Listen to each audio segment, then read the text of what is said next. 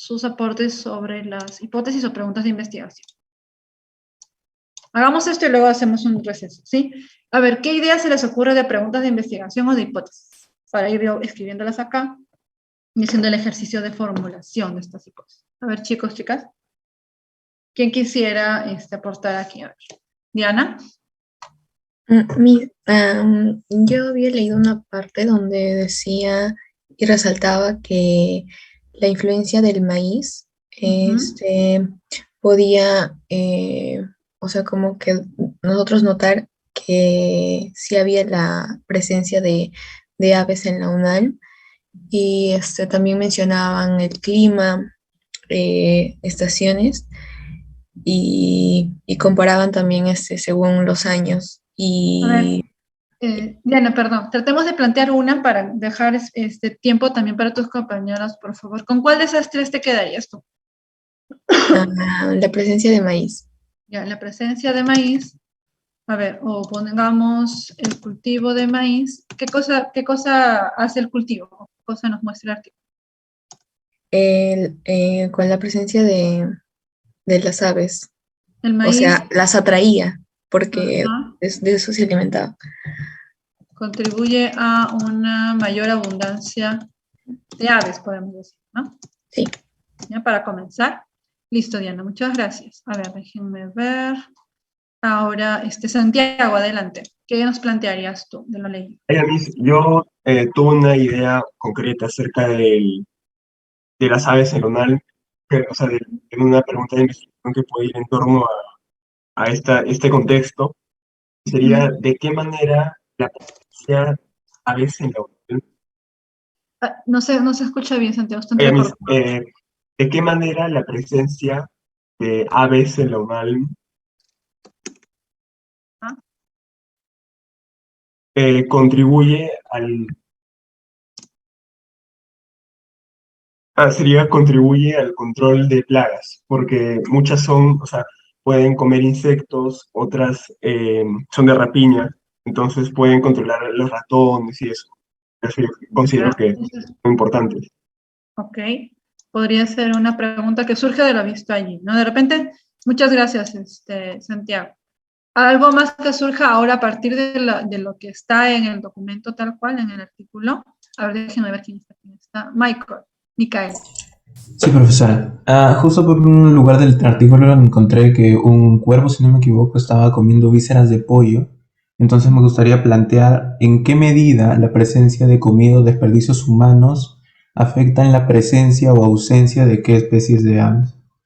Ajá, entonces, vamos a poner en qué medida la presencia de restos de alimentos, ¿no?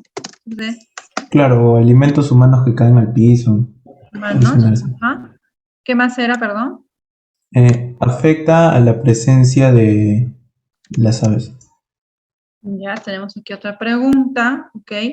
A ver, ahora tratemos de plantear como hipótesis, ¿sí? Como hipótesis alguna de estas o alguna nueva que tengan. Mariela, adelante.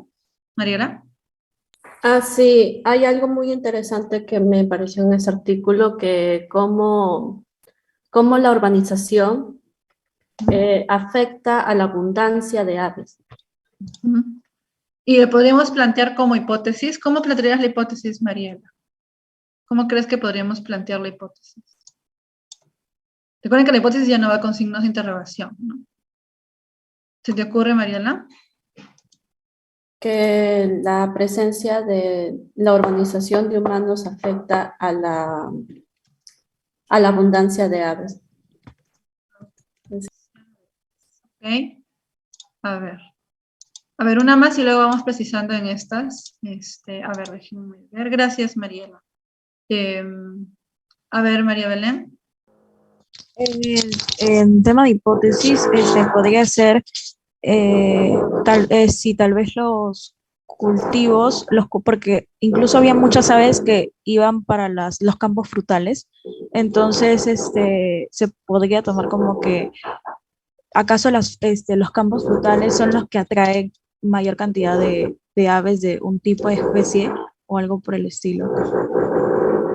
Campos de frutales son atractores de alguna especie de ave. particular, algo así, ¿no? Sí. ¿Ya? Gracias. A ver, le voy a dar paso a Pamela, que Pamela va a participar ahora, Pamela. Profesora, buenos días, ¿se me escucha? Sí. Oiga, no, quería plantear si la calidad de aire influye en la resistencia de agua, o sea, si que traiga más agua. ¿La calidad de qué, perdón? No te escuché. La calidad del aire. La calidad del aire. El aire afecta a la diversidad de especies, ¿eso te refieres? Sí, algo así. Algo así. Ya. A ver, vamos más bien sobre esto, ir haciendo unas precisiones, ¿sí? A ver, en el cultivo de maíz contribuye a una mayor abundancia de aves. Esto ya podría ser más bien o una predicción, lo podríamos detallar como una, o poner como hipótesis y esto podría ser una predicción, ¿no? ¿Cómo? Podríamos poner como una hipótesis acá, ¿no? Los campos de cultivo,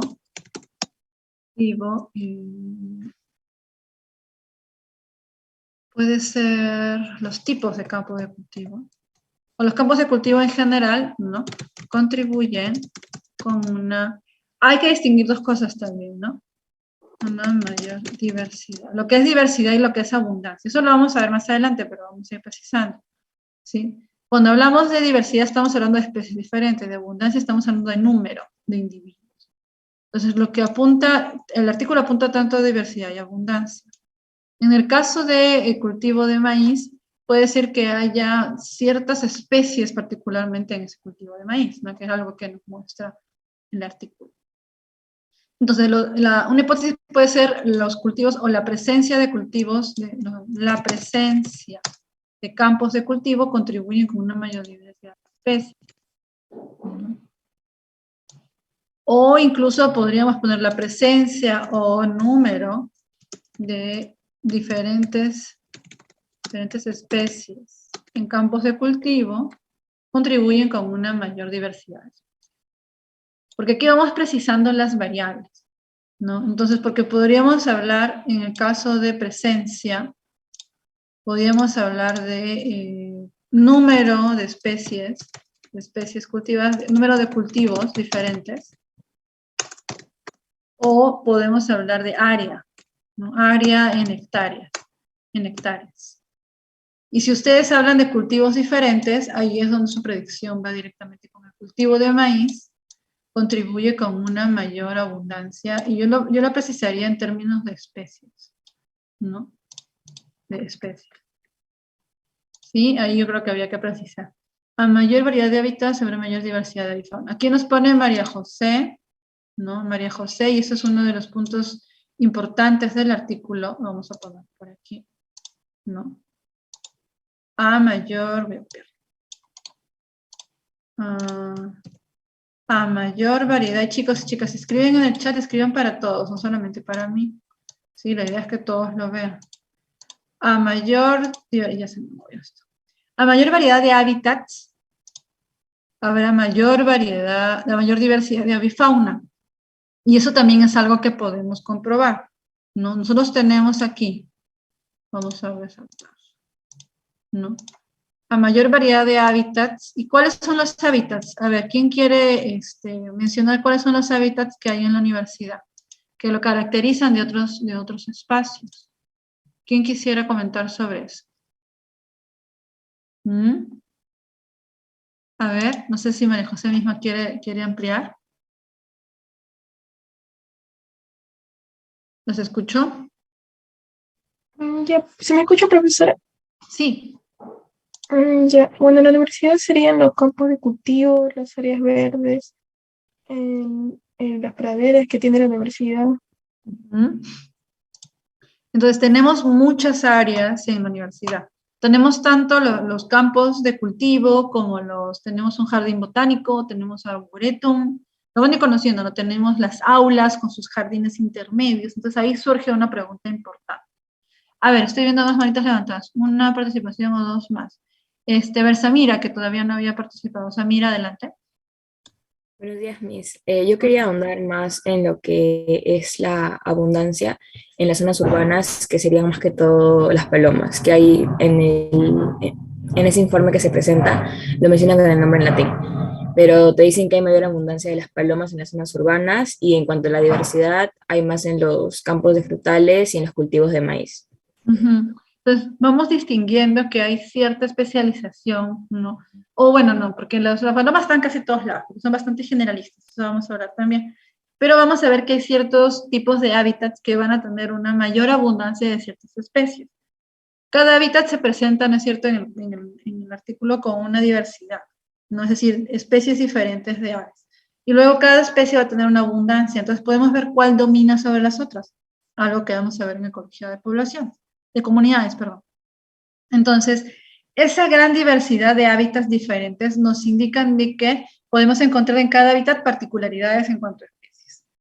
Ahora, yo les pregunto, ya con temas referentes al artículo. El artículo nos hace comparación de lo que es la universidad con otra área verde de La Molina y nos indica que hay diferencias. ¿Quién se acuerda cuál es esa otra área verde de La Molina con la que hace la comparación? Los autores. ¿Quién se acuerda? A ver, no sé si estas manitos levantadas, Santiago, Samira o alguien más. ¿Cuál es esta otra área verde que hay ahí en La Molina que se compara con la universidad y que tiene una diversidad de aves diferente? ¿Alguien se acuerda? ¿Nadie se acuerda? ¿Cuál mencionan? A ver, ¿nadie? Es el golf, ¿no? Hay un estudio en el caso, mencionan el caso del golf, donde la diversidad de aves es menor que en la agraria. Porque el golf es una área verde, pero lo verde no indica necesariamente que haya diversidad. Lo verde es por el pasto. Pues solamente hay pasto, nada más. Algunos árboles, es cierto, pero los golfs suelen ser praderas, ¿no? Entonces, las aves, vamos a ver más adelante, necesitan tienen sus diferentes microhábitats. No solamente en el pasto, hay pocas que son ¿cómo se les llama? Son de las partes más bajas, se me fue el nombre de esas aves. Pero hay otras que necesitan arbustos, otras que necesitan árboles, y en los árboles están en diferentes niveles o necesitan ciertos cultivos. Por eso la agraria, a pesar de ser un área urbana, y que también se menciona en el artículo, ha ido cambiando con los años, con más aulas, ¿no? Más cemento, la diversidad de especies es mayor que en otras por la diversidad de hábitats. Eso es algo importante. Entonces, a partir de esa información, uno se plantea varias de estas preguntas. A esta, ¿la urbanización humana afecta la abundancia de aves? Había que precisar un poquito más. La urbanización humana, el incremento de las áreas urbanizadas, contribuye a la disminución puede ser de la diversidad de aves. Podría ser una hipótesis, podríamos precisarla, ¿no? El incremento de la urbanización contribuye a la disminución de la diversidad de aves, ¿no? Así nosotros vamos precisando, hay que ser bastante claros cuando definimos nuestras hipótesis, ¿ok? Entonces, los que no han leído el artículo, leanlo, también les pido que vayan identificando en el artículo las secciones. Tenemos antecedentes, donde hay una parte de revisión bibliográfica, luego tenemos lo de métodos, luego tenemos resultados y discusiones y conclusiones. Quiero que vean cada una de estas secciones, qué tipo de información tiene, porque tienen que acostumbrarse a leer artículos, ¿sí? Así es como está más o menos dividida una publicación científica. Esta es de revisión, ¿no? Pero sistematiza información de varios estudios, por eso es interesante. Y son estudios hechos en la universidad, ¿no? Entonces, en áreas urbanas también uno puede hacer estudios de ecología, toda una línea de ecología urbana también, ¿no? Entonces, eso es parte de un ejercicio para conocer las partes, pero sobre todo para esto de la parte de hipótesis y preguntas de investigación. Entonces, hay mucha información que nos ayuda a determinar estas preguntas o hipótesis. Muy bien. Entonces, volvemos a la presentación porque quiero cerrar esta partecita para ir a una pausa. Entonces, lo que vamos a tener en ecología son muchas preguntas de diferentes tipos, ¿no? Que nos van a ayudar a su vez a plantear las hipótesis y los objetivos de la investigación. Entonces, tenemos preguntas descriptivas, ¿no? Donde vamos a relacionar variables, ¿no? Cuando vemos interacción entre especies, donde vemos esto de diversidad con respecto a gradientes de recursos, por ejemplo, tamaños de captura para manejo sostenible de, por ejemplo, qué sé yo, alguna, ¿qué cosa hay ahí? ¿Cómo se llama? Algún roedor en la chai, ¿no? La relación o correlación entre especies que se facilitan una con la otra, que se protegen o se cuidan.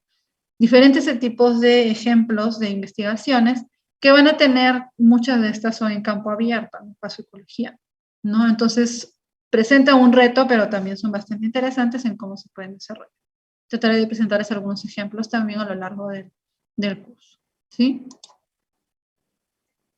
Muy bien, lo vamos a dejar aquí un ratito, vamos a dar 5 minutos, chicos, chicas, hasta las 10 para poder retomar, ¿sí? Y continuar en la hora que nos queda. Entonces hacemos una pausa, estiren las piernas, tomen agua, etcétera, y volvemos en 5 minutos.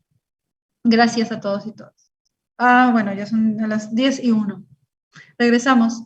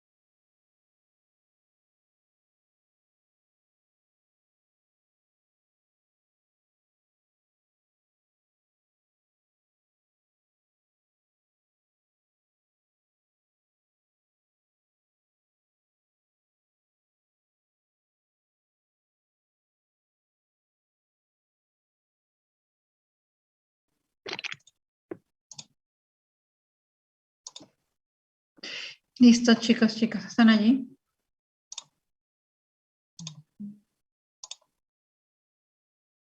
¿Sí me escuchan? Sí, profesora. Sí, profesora. Sí, Miss. Listo, entonces continuamos. Ya nos falta poquito para poder cerrar este capítulo 1. Entonces vamos a continuar viendo características, ¿no? De lo que es la ecología.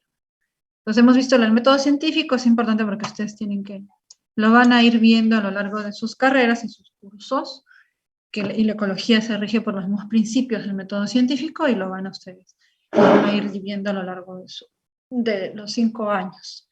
Bueno, ahora vamos a continuar hablando sobre la ecología, y dentro de ecología hay que definir lo que es los sistemas, ¿no?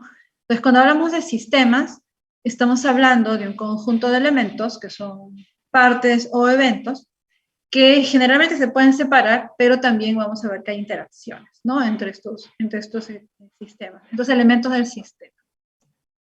Cuando hablamos de sistemas, tenemos que hablar de Odum, que es uno de los principales ecólogos, ¿no?, de nuestros tiempos, que nos va a decir que un sistema consta de elementos que están generalmente relacionados e interactuando y son interdependientes, así que van a formar un todo, ¿no? Van a formar un todo unificado. Y Margalef, cuando habla ya de lo ecológico, cuando hablamos de ecosistemas, que es una de las unidades principales que estudiamos en la ecología, trata de definir, dice que han de considerarse como sistemas cibernéticos por existir en ellos lo que se le llama la autorregulación y el control mutuo de unas partes sobre otras. ¿A qué nos referimos con sistemas cibernéticos? A las máquinas, ¿no? A las máquinas, pero un poco, bueno, en las épocas de Margalef todavía hablábamos de las máquinas como pensemos en un reloj, ¿no? Un reloj, pero esos relojes antiguos son los suizos clásicos que funcionan con engranajes, ¿no? Con estas ruedas, ¿no? Que tienen, cada una contribuye a mover la otra, entonces están relacionadas entre sí y tienen una autorregulación. En el sentido, en ese tipo de maquinarias, ¿no? Si una pieza se atoraba o no avanzaba, lo que generalmente hace la máquina es avanzar y retroceder hasta que se desatore. Entonces, eso es un poco el control mutuo y la autorregulación, ¿no? Las mismas máquinas podían resolver esos problemas. Entonces, eso de la cibernética tiene que ver con esta noción de pensar en los ecosistemas como máquinas, como sistemas con todo conectado, con un funcionamiento regulado y de controles y dependencias. Entonces, en estas definiciones, las nociones que nos dan es que cada elemento influencia a las posibles variaciones del estado del otro elemento. O sea, un movimiento de uno de esos engranajes contribuye a mover el otro y a desplazarse, ¿no? Y que todo al final pueda funcionar en conjunto, como un todo unificado, como decía Ohm. Entonces, en las propiedades de los sistemas, ¿no? Cuando hablamos de propiedades de los sistemas, tenemos que es un conjunto de partes diferentes, interacciones, como mencionábamos ya previamente, tienen límites, a veces son más difusos, otras veces son más claros. El comportamiento del conjunto depende de las partes, ¿no? Y de cómo se relacionan y cómo interactúan estas partes entre sí. Cumplen un determinado propósito, no en el término teleológico, ¿no? De que así ha sido, es el destino, no, sino por ejemplo, como los corales, ¿no? Estas corales en el curso de la evolución, de esta simbiosis entre dos organismos, ha generado, ¿no? Un soporte físico para una serie de organismos en los arrecifes de coral, y por lo tanto tiene un propósito en el sentido de que es la base, una especie clave en estos sistemas, que brinda soporte, brinda refugio, ¿no? Brinda producción primaria. Ese es el propósito en este caso de los corales. Pero es desarrollado a lo largo del curso de la evolución y de relaciones entre y con otras especies. Las interacciones van a restringir los estados futuros del sistema, es decir, reducen la incertidumbre. Conociendo las relaciones entre los elementos de un sistema, podemos saber qué va a pasar en el futuro. Cuándo las relaciones son más intensas o menos intensas, cuándo las relaciones son fundamentales para la existencia de algunas otras, y algunas desaparecen, estas relaciones pueden darnos a entender qué va a pasar en un futuro. Lo vamos a ver en ecología de comunidades. Y los ecosistemas cumplen con estas propiedades, ¿no? Porque también son sistemas naturales, donde vamos a ver que hay componente vivo y no vivo, ¿no? El biotopo, lo físico y la biocenosis. La parte vivo y cómo se relaciona. Vamos a ver que hay un grado de interdependencia, como mencionábamos antes en la diapositiva anterior. Esto lo vamos a hablar en ecología de ecosistemas. Sobre algunas propiedades también de los ecosistemas vamos a definir lo que es la homeoresis, que es esto de aquí, y lo vamos a diferenciar de lo que es la homeostasis.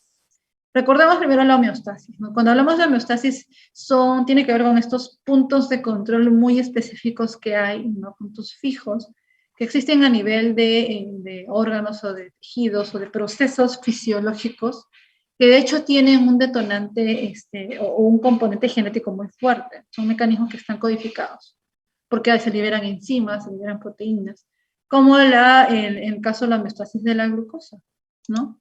Donde el incremento, ¿no? La alza en el incremento del nivel de la glucosa o la disminución va a detonar ciertos procesos, ¿no? Con ciertos niveles, ¿no? El nivel normal va entre 70 y 110 miligramos por 100 mililitros. Si se eleva sobre esto o está por muy debajo, se detonan mecanismos enzimáticos, ¿no? Que van a producir, ¿no? Que se reduzca el nivel de azúcar en la sangre o que se aumente el nivel de azúcar en la sangre. ¿Para qué? Para que el sistema no colapse.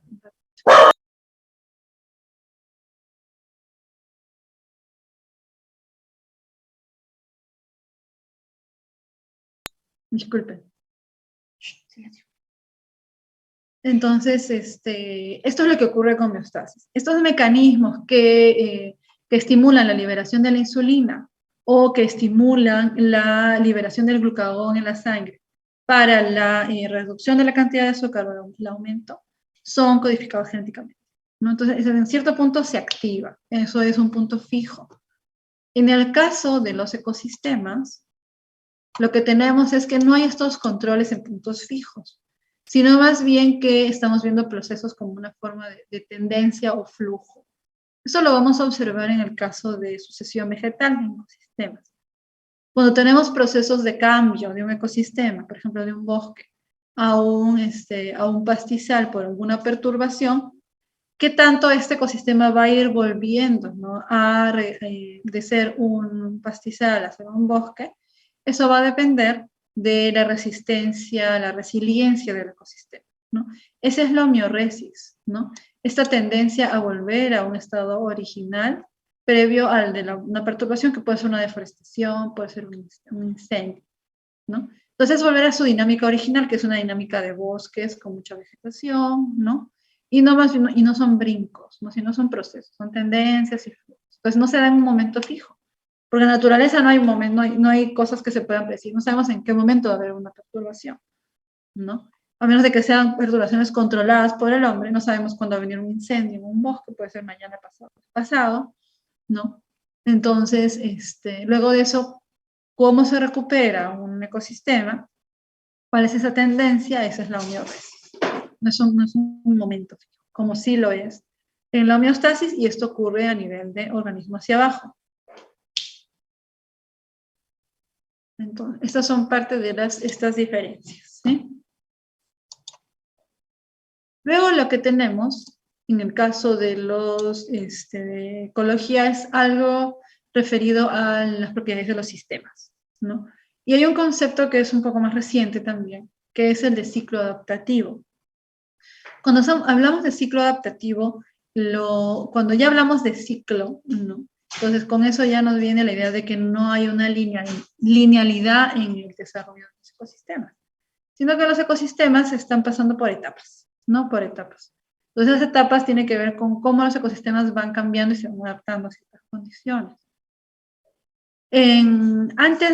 Hace unos años, ¿no? Antes de que surgiera este concepto, había la idea de que los ecosistemas crecían, ¿no?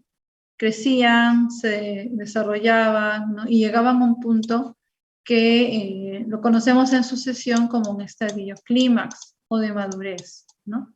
Eso lo vamos a hablar en ecología de ecosistemas. En este momento, el momento inicial se conoce como crecimiento o aprovechamiento.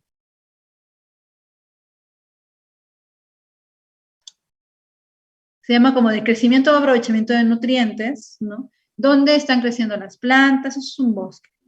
Están creciendo las plantas, se están desarrollando, ¿no? Hasta llegar a un tipo de bosque muy maduro o conservado, donde ya todas las especies están grandes, hay relaciones entre animales y plantas muy bien establecidas.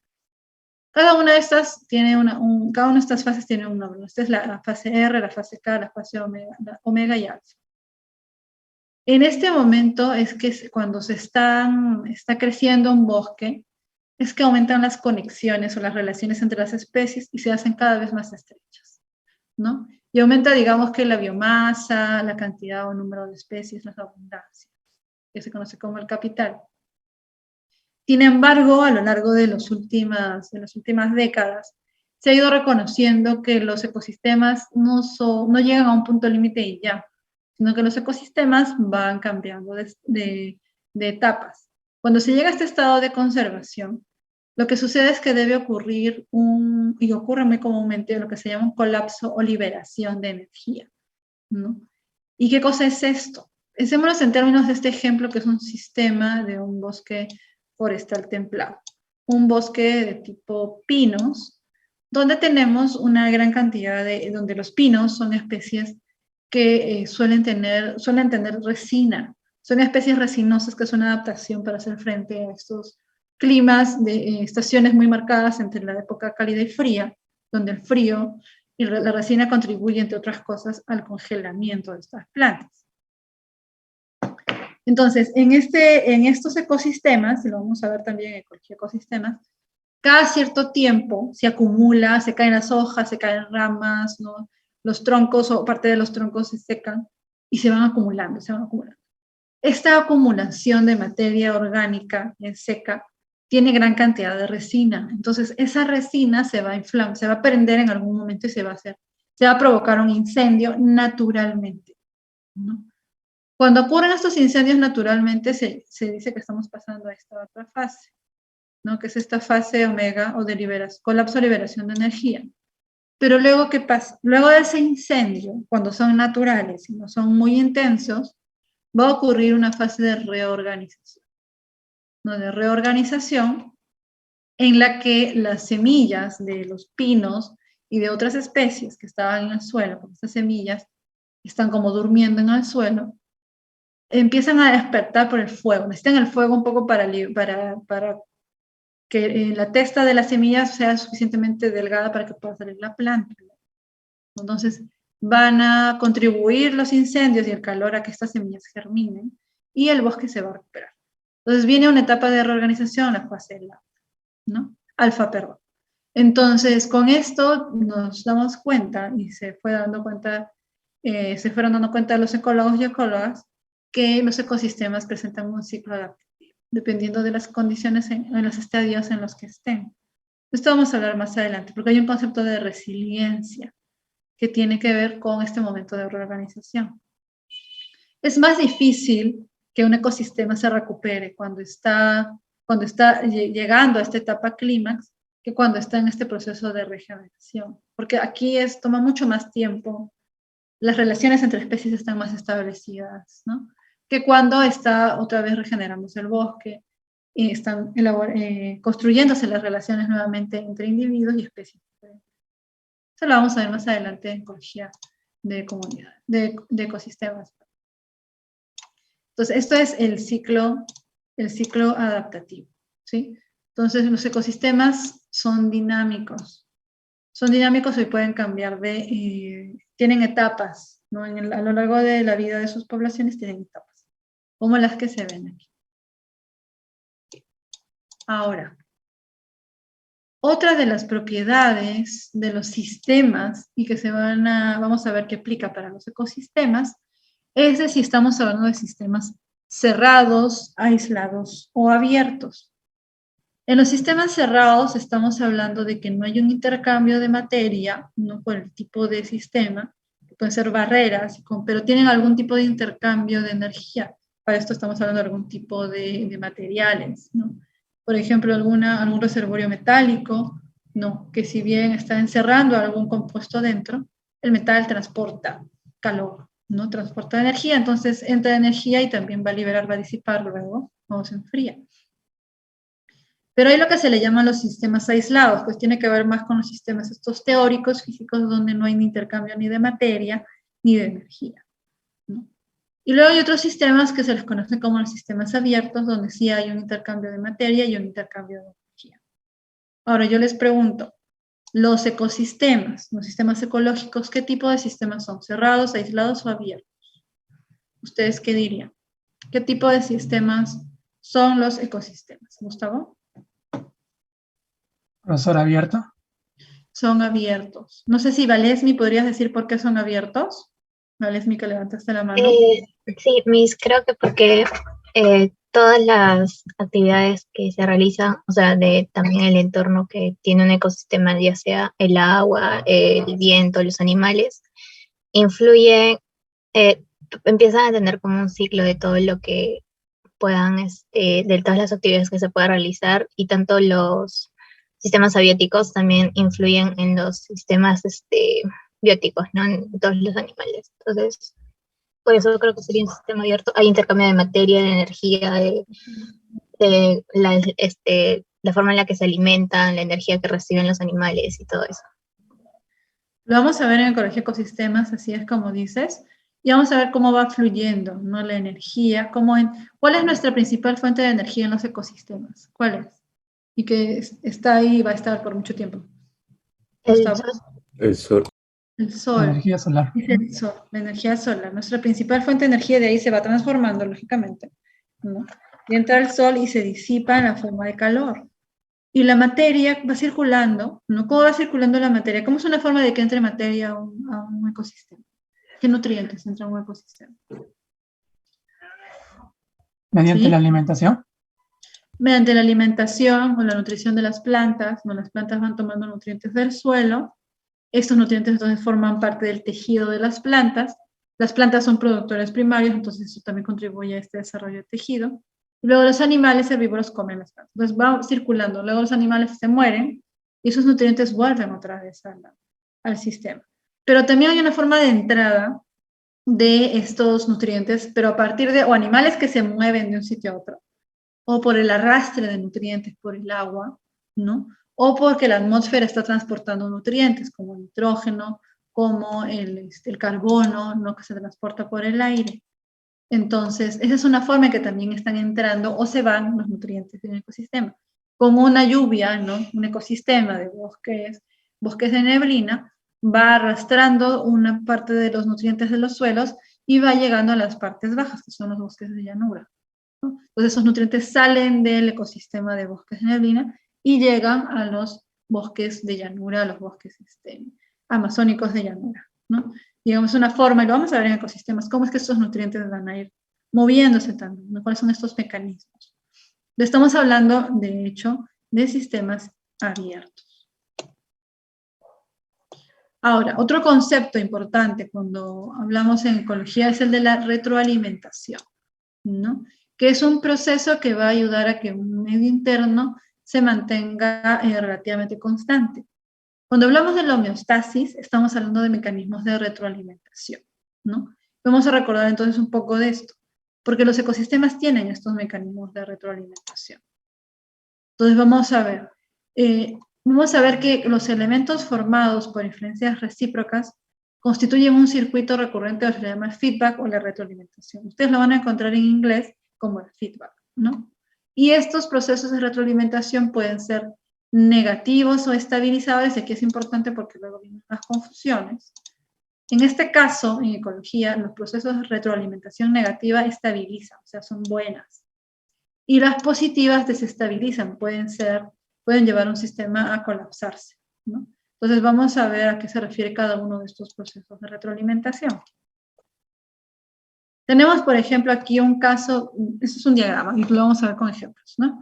Tenemos un plano, ¿no? Un plano homeostático, digamos, un plano donde tenemos un sistema estable. Lo que tenemos en un proceso de retroalimentación negativa es que este organismo va a mantenerse estable y va a comportarse de una manera tal que va a regresar a su punto original cuando hablamos de una retroalimentación negativa. Pero una retroalimentación positiva desestabiliza, puede sacar al sistema de su plano homeostático, que quiere decir que está manteniéndose estable.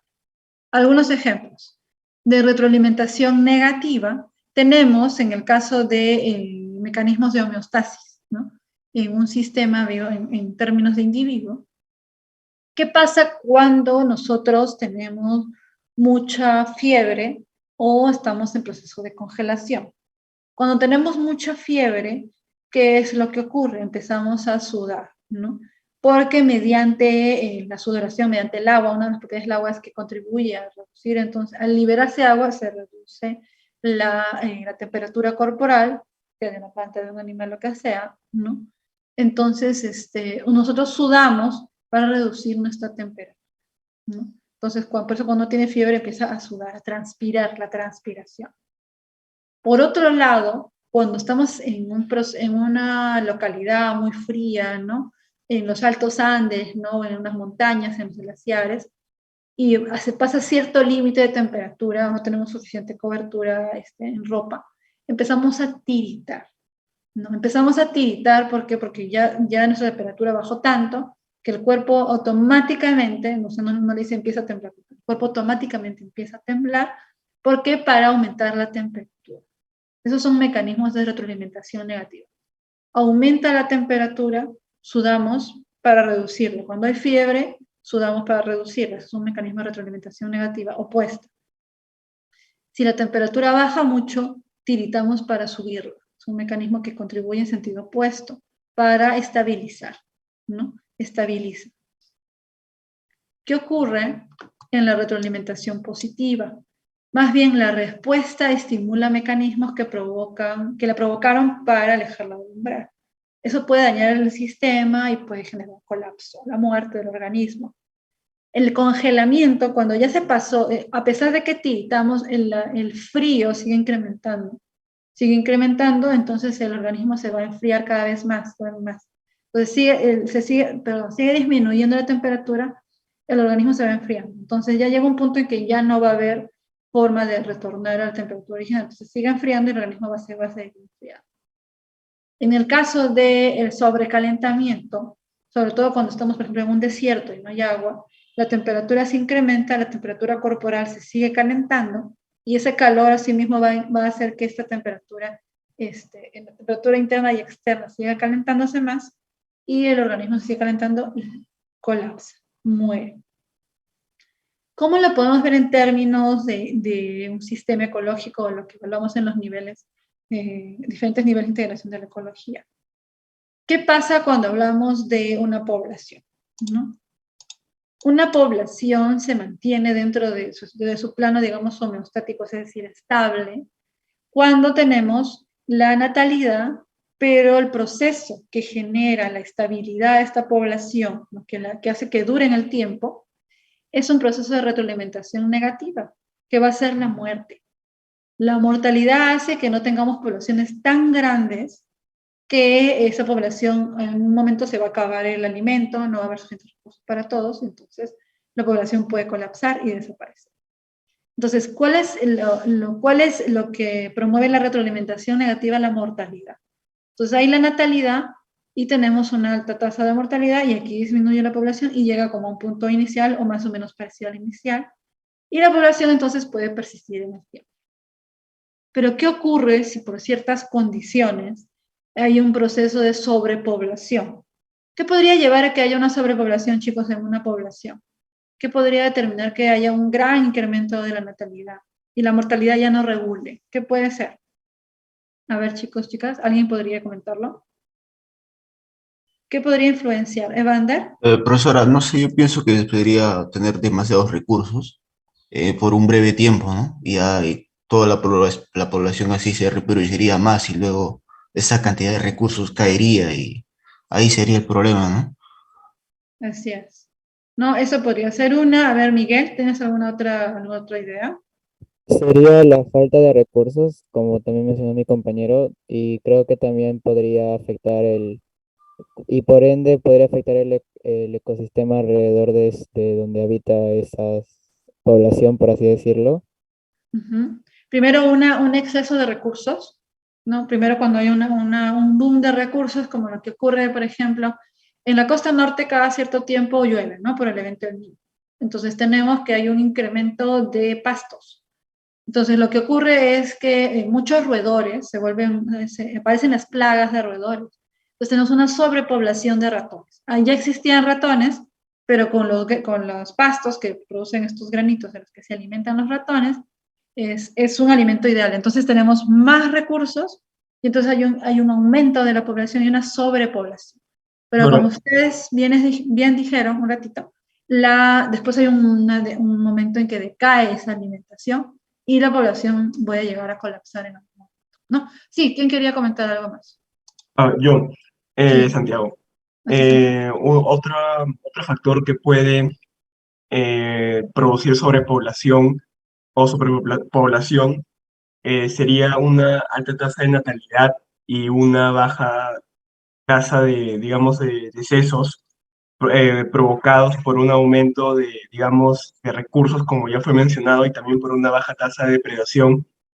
Y eso causaría que, o sea, una mayor reproducción causada por esos factores ya mencionados, estaría, digamos, aumentando mucho la tasa de natalidad y produciendo sobrepoblación y desequilibrando el ecosistema.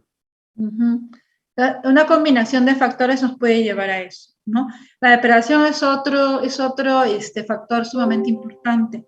Si tenemos una disminución al número de depredadores, y los depredadores a su vez suelen ser controladores naturales, ¿no? De las poblaciones, por ejemplo, los carnívoros de los herbívoros, si desaparecen estos depredadores, la tasa de natalidad es alta y no van a haber muchas muertes porque no hay quien se los coma.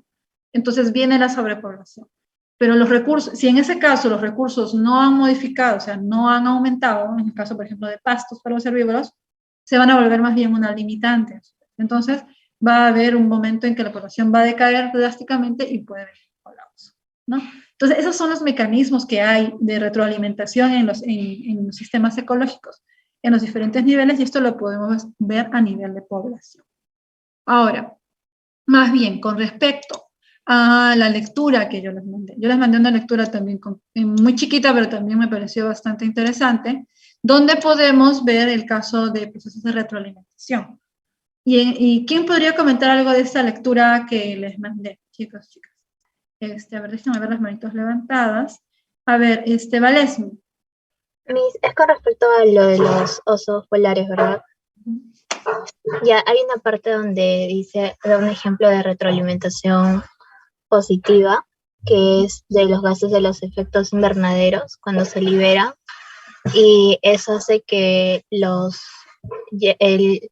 glaciares se derritan, entonces haya más agua. Entonces, al haber más agua, eso absorbe más el calor y sigue emitiendo más calor a la atmósfera, lo que hace que siga aumentando el calentamiento, ¿no? Entonces, es como que sigue un ciclo, creo, que se va repitiendo también. Entonces se dan cuenta que va aumentando, ¿no? Va aumentando, se descongela, el agua absorbe calor, lo libera y se incrementa el calor, pero sobre todo es que ya no hay también una cobertura de reflectancia que refleje la luz solar, ¿no? Entonces se calienta mucho el agua y eso contribuye a que esta temperatura vaya aumentando, ¿no? Entonces eso es parte de lo que está contribuyendo con este proceso de retroalimentación positiva. Sí, gracias, Vales. Y había otro ejemplo, no sé si alguien lo llegó a leer. No sé si Diana, a ver. La quema de petróleo podría ser. Pero en el ejemplo del artículo, ¿qué más había? ¿Alguien leyó estaba ahí lo de permafrost? Sí, profesora, ¿podría? ¿Quién sí? ¿Puedes comentarnos del permafrost, Gustavo? Sí, Gustavo, profesora. Sí, adelante. Sí, sobre el permafrost, es una retroalimentación positiva debido a que, como menciona el artículo, en Alaska y Siberia, se han encontrado depósitos de materia orgánica, ¿no? Prehistórica, que están cubiertas por hielo, que están congeladas. Entonces, debido al calentamiento global, esa concentración de hielo se ha ido derritiendo, y eso ha ayudado a que microorganismos sapróficos degradan esa materia, y eso libera dióxido de carbono y metano. El metano, al absorber mayor cantidad de energía, incrementa la temperatura, y eso crea una retroalimentación, haciendo de que el hielo se derrita con mayor rapidez y que los microorganismos sapróficos también actúen más, y eso va a generar mayores, que crezca el ciclo. Yes. Entonces estamos viendo un claro ejemplo de retroalimentación positiva. El permafrost es una capa de hielo que estaba debajo del suelo de zonas del hemisferio norte. Por ejemplo, en la famosa Siberia, en Rusia, ¿no? De hecho, se está descongelando muchísimo el hielo, tanto superficial como el que está debajo.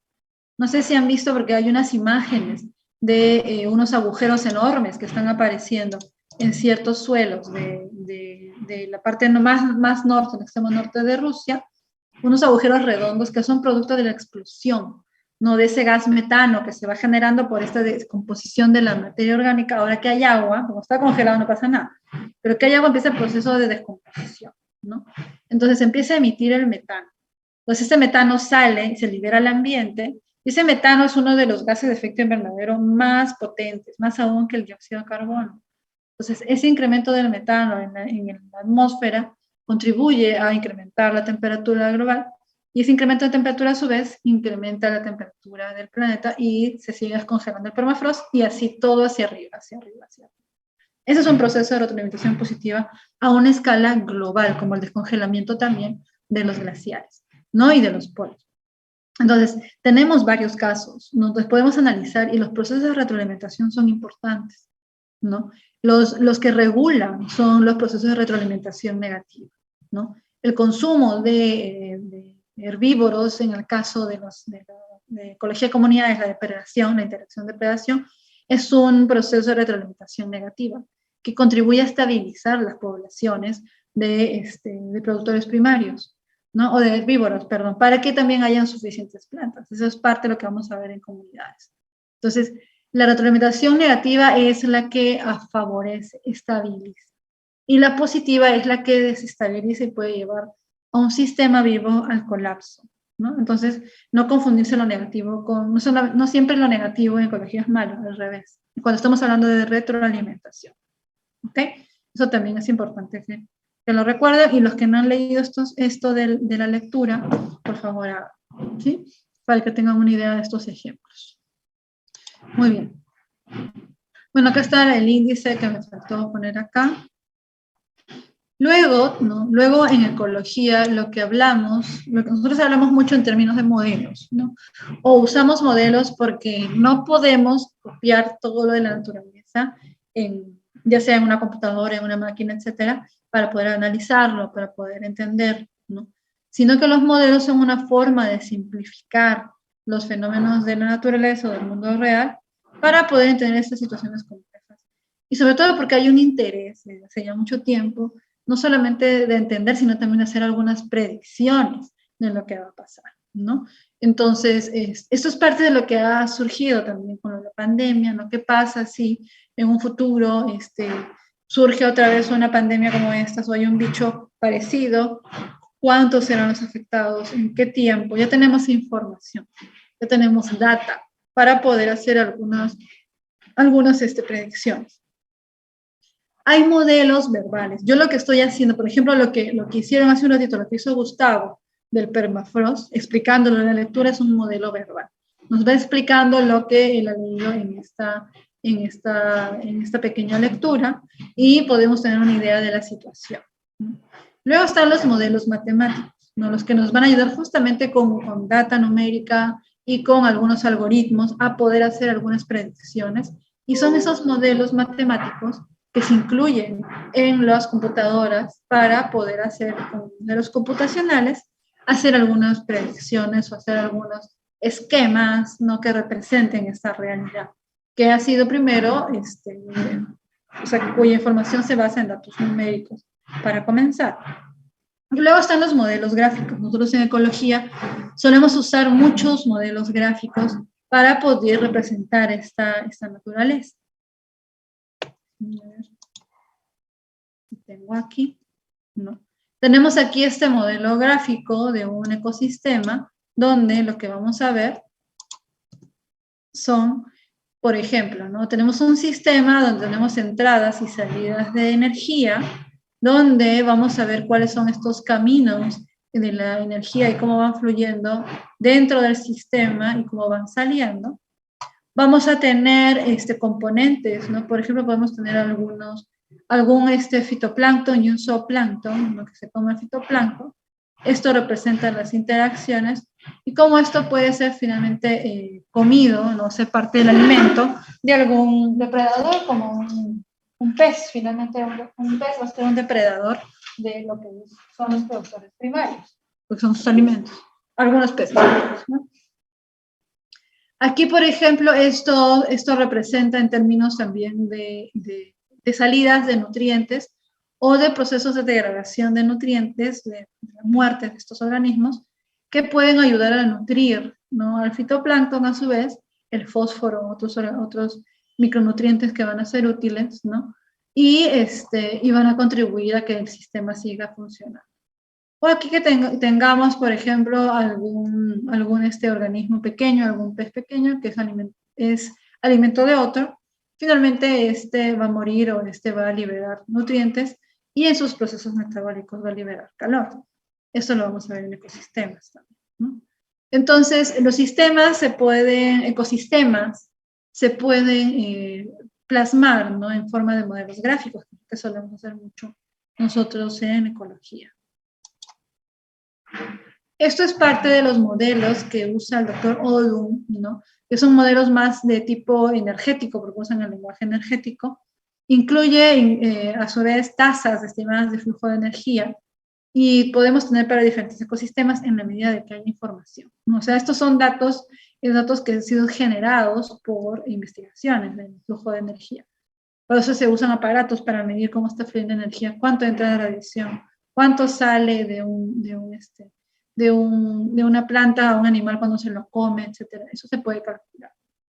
Y hay cierta simbología en estos modelos gráficos que se utilizan en el caso de los modelos que he usado, los círculos para fuentes de energía, estos para fosas de calor, por ejemplo, energía que se degrada al emplearse en trabajo, es la que se va disipando, quiénes son los productores primarios, cómo se almacena la energía, puede ser esta materia orgánica seca, las hojas que se caen, las interacciones, ¿no? Cómo se da el flujo genético entre organismos, y esto que tiene que ver con transacciones de capital, que tiene más que ver con el tema monetario, ¿no? El monetario, para pagar ciertos flujos de energía. Bueno, los bonos de carbono lo vamos a hablar más adelante también. Pero entonces es simbología, y lo voy a agrandar aquí un poquito, que nosotros usamos en ecología, bueno, depende de quién desea usar estos modelos, ¿no? Para poder ver cómo se mueve la energía, cómo va entrando ciertos nutrientes, cuáles son estos organismos o componentes vivos, los otros componentes no vivos, y los productos generados, ¿no? O que se almacenan en los suelos. La basura, que es parte de la energía que se va acumulando en términos de hojas de materia orgánica, ¿no? Los productores secundarios o los consumidores primarios en términos de quién se come a los productores primarios o los microorganismos. Y cómo va fluyendo la energía, aquí están los cálculos energéticos, ¿no? Entre uno y otro de estos elementos y las relaciones que hay entre estos, ¿no? Es una forma de nosotros poder plasmarlo, los ecosistemas o los sistemas ecológicos, utilizando modelos. ¿Y por qué hacemos modelos? Porque estamos frente a ecosistemas que son sistemas adaptativos, dinámicos y complejos. Entonces, no podemos ir haciendo, graficando todos los diferentes estados o momentos de un ecosistema, sino que necesitamos una referencia, ¿no? Es un dibujo de un modelo gráfico en el caso nuestro. Podemos hacer también modelos matemáticos, porque hay toda una línea de teoría ecológica que ayuda con algoritmos poder plantear cómo está la dinámica de las comunidades, qué va a pasar en el futuro con ciertas poblaciones, etc., ¿no? Entonces necesitamos, para hacer una simplificación, nos ayuda a entender los sistemas naturales, ¿no? Entonces, porque a menudo no pueden ser intuitivos, necesitamos reconocer qué elementos de los sistemas tenemos presentes, ¿no? En un ecosistema, tenemos que entender cómo están relacionados, ¿no? Y esas relaciones es información que nos va a ayudar a predecir. Los modelos nos ayudan a predecir. Pues podemos ver la dinámica, por ejemplo, la dinámica depredador-presa, ¿no? Si tenemos datos de poblaciones qué sé yo, de lobos y luego de estos caribús o venados, podemos tener una idea de qué pasa si la población de lobos aumenta, teniendo datos también en mismo años de poblaciones de caribús o de venados. Entonces podemos ver estas relaciones. Entonces, y eso en función, por ejemplo, si ponemos, ahí están los consumidores primarios, productores primarios, herbívoros, consumidores secundarios primarios y productores primarios como las plantas que se comen. ¿Qué pasa si hay una sequía? ¿Qué va a pasar con los herbívoros? ¿Qué va a pasar con los carnívoros? Todo eso se puede predecir en los modelos, ¿no? Teniendo una idea del comportamiento de las variables. También es importante que conozcamos cómo una variable está en relación con todo lo que le rodea, ¿no? Tratando de tener la información necesaria para ver cómo se relacionan estas variables con lo que le rodea. Y porque hay experimentos que no podríamos hacer en la realidad. Si tenemos en el caso de estos lobos, ¿no? Con los venados, y queremos saber qué pasa si los lobos, si la población de lobos se reduce al 70%, no vamos a ir a matar 70% de la población de los lobos, no. O no los vamos a sacar de ahí porque eso es costoso. Lo hacemos en una computadora, lo hacemos con información que tenemos, con los datos de varios años, y podemos predecir qué va a pasar si se reduce un 70% la población de lobos, que lo más probable es que la población de venados se dispare, porque estamos hablando de un proceso o una retroalimentación de tipo positiva, ¿no? Disminución de la depredación, un incremento, una sobrepoblación de herbívoros. Entonces, eso no lo podemos hacer en vivo, porque sería muy costoso, muy complicado, pero está prohibido, ¿no? Mover lobos, dependiendo del tipo de lobo, pero en general no se puede hacer algo así en un ecosistema vivo. También porque nos ayuda a fortalecer la gestión adaptativa, esa información. Nos va a ayudar a tomar decisiones, a ver qué posibles consecuencias va a tener, poder encontrar los resultados y analizarlos, comprenderlos, conociendo cómo funciona un sistema a partir del modelo que hemos generado. Pero estos modelos van a tener limitaciones, finalmente no son la realidad, entonces hay un componente importante, otra vez la famosa incertidumbre, ¿no? Que va a estar siempre presente, y esta incertidumbre no nos permite definir con claridad lo que va a pasar en el futuro. Puede pasar X, podemos llegar a que A más B va a dar C, pero ya sabemos que en ecología puede ser D, E o F, ¿no? Entonces, no siempre va a ser no siempre vamos a estar haciendo una predicción 100% segura, no es la realidad. En el caso del modelamiento climático, por ejemplo, ¿no? Se puede hacer modelos climáticos para ver cuáles van a ser los escenarios futuros, pero puede haber un evento que aparezca de pronto, ¿no? Una tormenta solar, ¿no? O una serie de erupciones, qué sé yo, volcánicas, que van a contribuir con cambiar la cantidad de carbono en el ambiente, y eso contribuye a un incremento de la temperatura que no estaba, ¿no? Incluida en nuestro modelo, porque es algo que pasó fortuitamente, ¿no? Entonces, no siempre vamos a poder modelar todo, y eso es algo que debemos tener en cuenta. Siempre no vamos a poder predecir todo. Aunque tengamos muchos datos, hay un componente de incertidumbre presente toda la vida, cuando estamos hablando de sistemas vivos o naturales, ¿no? Y finalmente, ¿no? Para ir cerrando, la ecología se alimenta de otros tipos de teorías que suenan muy raras, pero están allí. La teoría general de sistemas, en primer lugar, no es tan rara, no es tan ajena, porque estamos hablando de ecosistemas, ¿no? Ya hemos visto a qué se refiere, y nos ayuda al diseño, evaluación y administración de sistemas ecológicos. La teoría de la información, que es una teoría que viene de las ciencias de la comunicación, que más bien nos dice que cuando hablamos de ciclos de energía y ciclos de nutrientes, eso es información que nos ayuda a entender qué va a pasar con nuestros ecosistemas en el futuro. Nos ayuda a tener una idea de los futuros estados de los ecosistemas.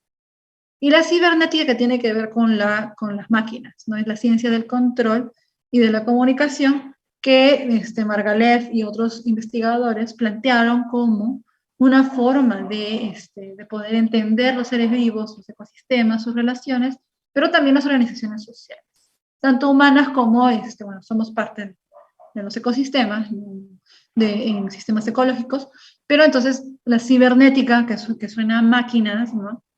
Nos ayuda un poco a entender cómo hacer una analogía entre los sistemas vivos y las máquinas y su funcionamiento, ¿no? Con las limitaciones de estas teorías, no voy a profundizar mucho en esto, pero es parte de lo que ayudó un poco a hacer estos modelos, ¿no? En los ecólogos para poder entender a los sistemas ecológicos. Entonces, esto es parte de otras teorías que alimentan a la ecología como ciencia. Y esto es algo de que ustedes seguramente van a ver en algunos de sus personajes que han elegido para el trabajo, este trabajo inicial. Muy bien. Ahora, como tenemos unos minutos, lo que yo quiero es preguntarles algo que me faltó, que es lo de, habiendo visto esta parte inicial, ¿no? Hay una parte de historia de la ecología que vamos a completar en colectivo con sus trabajos. Hay una parte de preocupaciones de los ecólogos o por qué estamos estudiando la ecología, ¿no? Hay una parte de enfoques, hay una parte de características de la ecología, ¿no? Y una parte muy, muy importante inicial que tiene que ver con esta problemática ambiental. Y distinguimos, ¿no?, lo que era ecologismo de ecología. pero hay un tema de problemáticas que vamos a ir abordando cuando hablemos de ecología global y transversalmente. Entonces había un videíto que yo les dejé. Entonces no sé si vieron el video y si lo vieron quisiera escuchar sus comentarios, ¿no? ¿Cuál fueron sus principales impresiones sobre el video? Y también qué pasa de lo que se hablaba en ese video, quién era el personaje, qué se hablaba en ese video y si lo que hablaba en ese video ya no existe o si es vigente todavía. ¿Quién quisiera comentar algo sobre ese videito que estaba en el Moodle? A ver, les escucho, tenemos unos minutos Sara, para... era el Diego. discurso A ver, Diego, sí, ya. Castro, Adelante y ¿verdad? luego los que levantaron la mano. Adelante, Diego. Disculpe, profesora, Bueno. no haber levantado la mano. Ya. El Dinos. discurso lo dio Castro, ¿verdad? Bueno, le dio paso el presidente, creo, de Brasil. Bueno, en la cosa que habló con respecto a los daños, ¿no? Bueno, se dirige al capitalismo, ¿no? O sea, va enfrente del capitalismo. Habla de que, a ver, los grandes daños, ellos no se ven afectados, sino los países subdesarrollados. Y esto hace referencia a que este opresor, ¿no? Pues que el capitalismo solo piensa en los beneficios a costa de la desgracia de las demás personas, ¿no? ¿Qué más? Al cual muchas personas mueren. En otros países también habla muy bien de la ecología, ¿no? Que se va degradando. Ellos no toman conciencia, ¿no? Y bueno, algo de eso. Ya, gracias, Diego. Son parte de las impresiones y también porque sabemos que Fidel Castro fue un personaje muy crítico a un sistema que ahora es mundial, ¿no? Que en ese momento comenzaba y ahora es global. Y nos ha traído muchos problemas, que es el sistema capitalista neoliberal. Pero eso es debatible, ¿no? También. Entonces, gracias, Diego. A ver, veo mi lista. No sé si Santiago se quedó la mano levantada desde la vez pasada, sino Milene. Milene. Sí, Miss. Yo quisiera comentar que Fidel tenía una visión futurista sobre lo que iba a pasar, porque en su discurso dice, mañana será demasiado tarde para hacer lo que debimos hacer desde hace mucho tiempo. Entonces, eso creo que en esos tiempos no lo tomaron muy en cuenta y ahora vemos consecuencias porque el calentamiento global ha evolucionado demasiado. Y ya los mismos científicos dicen que ya, no sé, si es que no nos podemos a trabajar ahora, ya va a ser demasiado tarde. Entonces me quedo con eso. Fidel Castro tuvo esa visión futurista y también una llamada de atención a los grandes, los países desarrollados, que que ellos les llamaba la atención de que a raíz de eso, del capitalismo que nos están inculcando a nosotros, no nos dejan desarrollarnos y es como que nos dan todo y como países no desarrollamos, ¿no? Y eso es una llamada de atención. Me quedo Así con es. eso. Fue una llamada de atención hace 30 años. Estamos hablando de muchísimo tiempo atrás. De hecho, ya debería, no sé si va a haber este año un Río más 30, que debería haber. Pero sí, pues hay una distinción entre los mal llamados, porque eso de desarrollo también es un concepto debatible para que empiecen a reflexionar en torno a eso, pero que hay países donde las condiciones son diferentes, ¿no? Muchas gracias, Mirena. Gustavo, ¿quisieras compartir algo? Sí, profesora, solamente para agregar solamente una frase que dijo Fidel. La frase era, páguese la deuda ecológica y no la deuda externa. Solamente eso, ¿no? La importancia que tiene.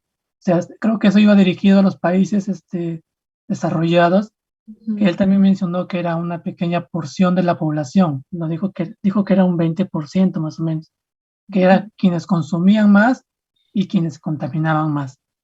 Entonces, Así es. claro, eso. Eso se mantiene. De hecho, hay lo que se le llama ahora la huella ecológica, y ya hay como una suerte de reloj que nos dice en qué momento del año se está acabando los recursos de todo el año.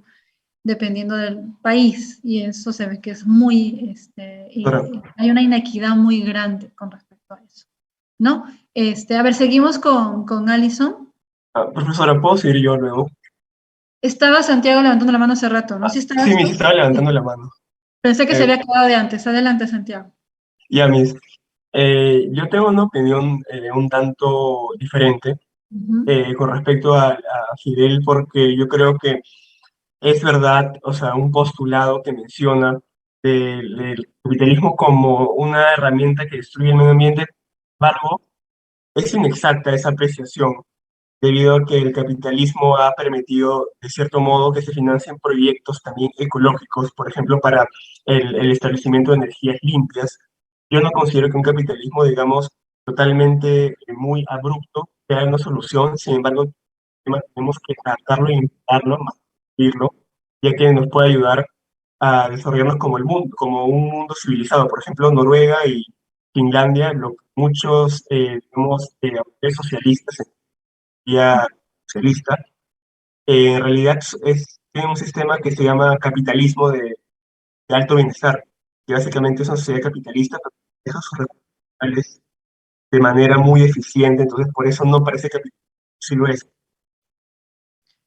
Gracias, Santiago. Podremos entrar a debatir acerca del concepto del capitalismo, que no es el objeto de este curso, pero sí es importante que entre en esa reflexión, como dice Santiago, ¿no? El tema de la tecnología surge, ¿sí? Surge por las innovaciones que se van generando a partir de ciertos países que tienen más recursos para generarlos. Entonces ahí también hay una diferencia y una inequidad en la distribución de recursos y de tecnologías, porque hay orígenes diferentes, ¿no? De esos recursos y de esa acumulación de riquezas. También tiene que ver con la parte de acumulación de riquezas y distribución, no solamente de tanto que ha llevado un bienestar en ciertos países, pero que tiene una historia larga. Podemos entrar a conversar eso, pero ahorita no es el momento. Pero claro, hay una posición clara porque Fidel Castro tenía una posición anti, ¿no? Anticapitalista, anti-Estados Unidos, pero que no es el caso de discutir. Yo les dije sí que es un personaje muy polémico con respecto, y por eso surge esta reflexión de Santiago. Muchas gracias más bien, Santiago, por eso. Es para que se pongan a reflexionar. No todo es blanco y negro, eso es cierto, ¿sí? Entonces, no sé si Alison más bien querías compartirnos algo. Sí, me disculpe. Fidel Castro básicamente dice que los países primermundistas utilizan recursos y explotan recursos naturales que normalmente provienen de los países de tercer mundo. Y el planteamiento que él propone básicamente es la distribución de las riquezas y, claro, de los países de primer mundo, perdón. Y también el cambio del modelo económico que existe globalmente. Y bueno, con respecto a eso, yo opino que no estaría, o sea, no creo que sea una solución cambiar el modelo económico, ya que eso en sí hace que el mundo tenga una estabilidad económica y bueno, no considero que el comunismo o la distribución de riquezas sea la solución, por así decirlo. Pero eso ya es un tema, como usted dice, debatible y ya es polémico y bueno, es política, entonces no creo que entre en este tema. Y ya, eso. Gracias. Pero se van a ir dando cuenta y ustedes tienen que empezar a reflexionar al respecto, ¿no? Porque este tema del cambio grande, o sea, los cambios globales que existen en estos últimos años son consecuencia, muchos son de la depredación de recursos y del mal uso de las tecnologías. Y sí es cierto lo que decía Fidel Castro, y hay evidencias acumuladas, no sistematizadas bibliográficamente, de que la mayor cantidad de emisiones de gases de efecto invernadero viene de los países llamados desarrollados, por estas altas tecnologías, esta gran acumulación de materiales ¿cómo se llama?, de petróleo, ¿no? El acaparamiento de petróleo para sus industrias ha llevado al uso y a la emisión de estos gases de efecto invernadero.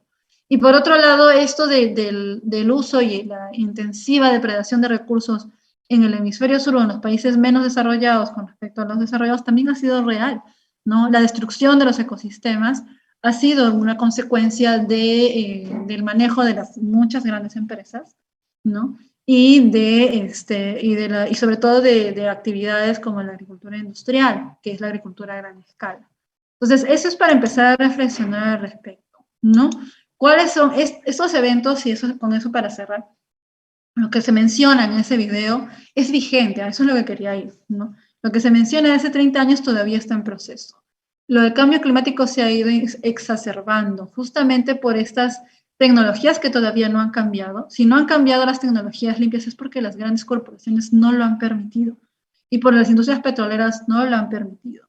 No es porque no se pueda, sino porque todavía es muy caro debido a que todavía es muy barato el petróleo comparado con las tecnologías limpias. Y eso lo maneja una parte del mercado, ¿no? Y luego,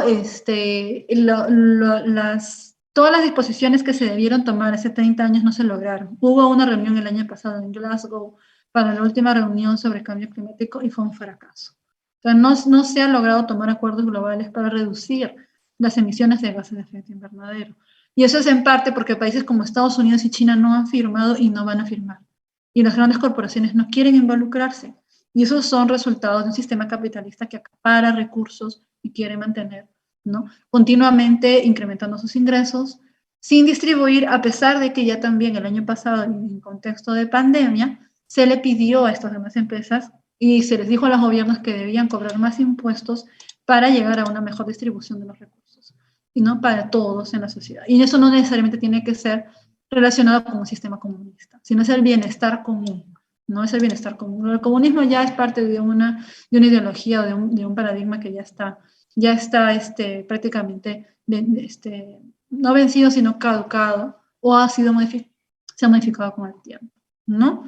Esta sí es caduco, ya es una ideología que ya pasó, ¿no? Ya pasó. Hay otras formas de ver o de velar por el bienestar común, ¿no? Entonces, otra vez, no todo es blanco y no todo es negro, ¿no? Y en la parte de ecología sí hay que analizarlo en términos de políticos, de economía, porque hay mucha influencia en los cambios que se están generando a escala local, regional, nacional y global. Y es vigente. A eso es lo que iba con este video de Fidel Castro. Tanto como la polémica, que es cierto, hay que polemizar, ¿no? Y la relación que hay con estos aspectos que estamos y vamos a ver en ecología. ¿Está bien? Entonces siempre hay que reflexionar, hay que tener este pensamiento crítico y analizarlo desde las diferentes aristas. A eso también es a lo que quería apuntar con el video.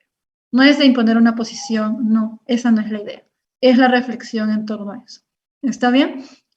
Listo, chicos y chicas. Aquí lo cerramos, ¿no? Aquí lo cerramos y nos vamos a ver la siguiente semana. Recuerden que el día lunes entregan ustedes su trabajo. Estoy atenta a que lo suban al Moodle. Se cierra eso y ya no hay más fechas. Y el jueves sí ustedes tendrían que presentar sus exposiciones. Lo que me falta ponerles es el tiempo. ¿Cuánto tiempo va a durar? Lo voy a poner en el Moodle. Estén atentos. Sí, atentas. Muchas gracias a todos. Ya no los veo, entonces buen fin de semana. Cierren muy bien sus clases el día de mañana. Chao, chao. Ya me cuidas. Gracias, Miss. Chao.